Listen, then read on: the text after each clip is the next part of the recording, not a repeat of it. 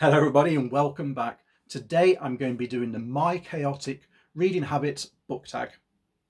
I found this one through a number of different YouTubers online and I quite liked it, so I thought I'd give it a go myself. So without further ado, let's get into the questions. Question 1. Do you have a certain place at home to read? Honestly, no, I don't have any particular place.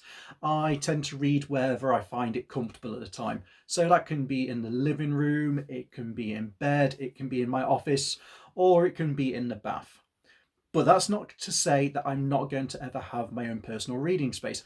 I'm actually in the process of renovating the basement of the house to actually create my own little reading room where I can put a number of bookcases, some gaming tables. So hopefully over the next few years that will get done and I'll have my own little sanctuary I can just shut myself into and just read to my heart's content.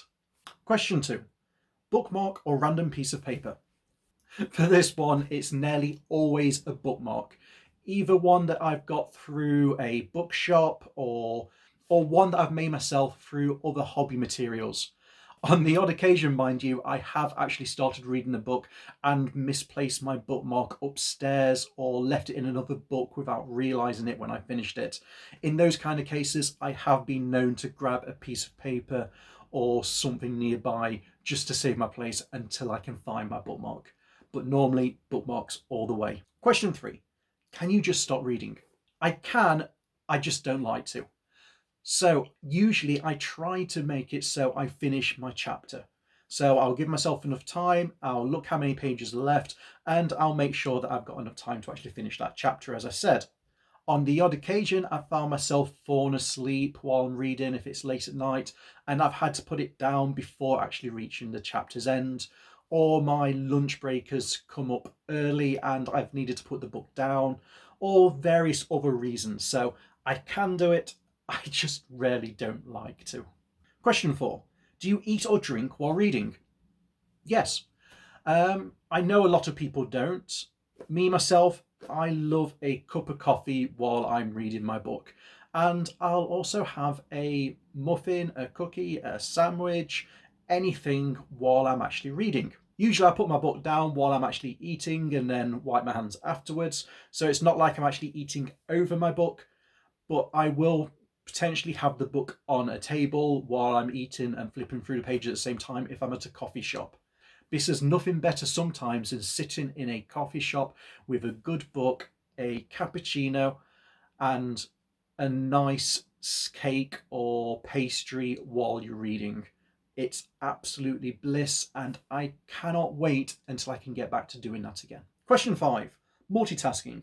Can you watch TV or listen to music while reading? Again, this is something I can do, I just don't like doing it. So I won't specifically put on music or the TV while I'm reading, but my partner might be watching a program of hers or listening to the radio in the background, so I've learned to shut off that kind of thing. So while I can do it, I choose not to do it myself if I can get away from it.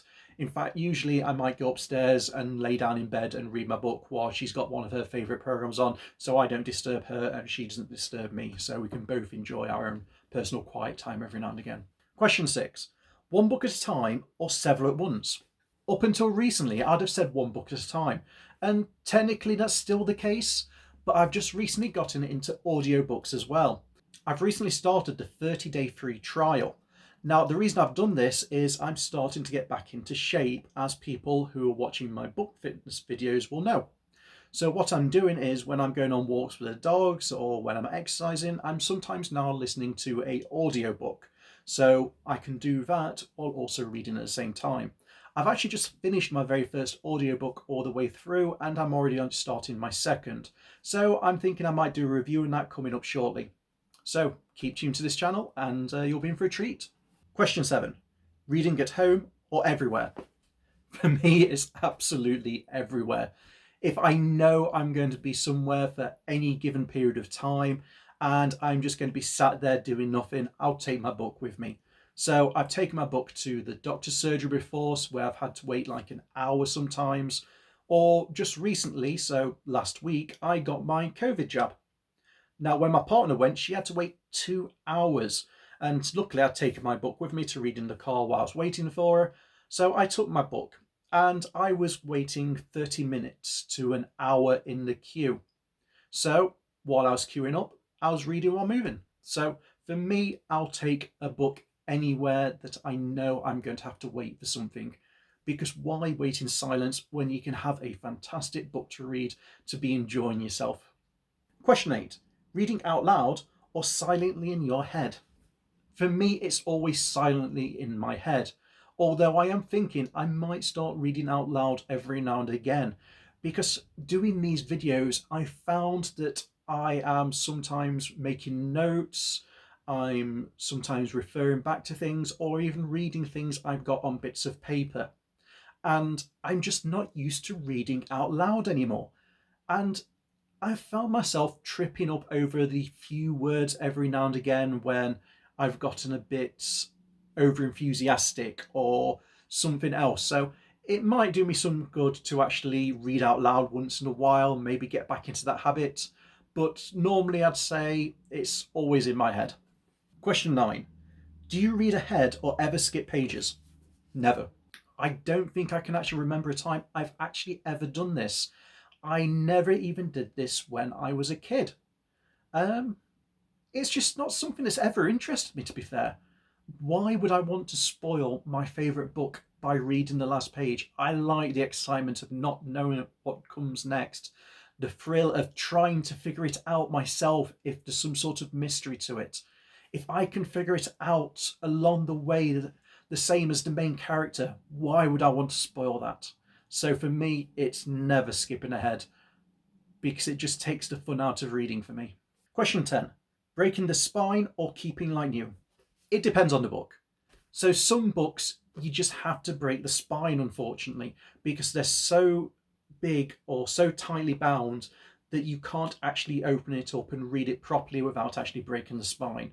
If I can get away with not doing it, then I will not break the spine, just because I like them all on my shelves lined up and they're nice to look at. But if you do look through my collection, you will see a number that have had the spines broken due to either repetitive reading or just due to how thick they are and the fact that I needed to do it to actually read it properly. And last but not least, question 11. Do you write in your books? No. I haven't written in my books since I was a kid, when I was making notes in school for tests, for exams, for any kind of thing like that. So no, I don't think I've ever actually written in a book other than potentially a colouring book when I was a kid as well. So yeah, not something I've done. If I need to make notes, which I am thinking about doing going forward for review purposes, I've got a handy notebook at hand where I can make the notes going forward. Anyway, thank you very much for watching this video.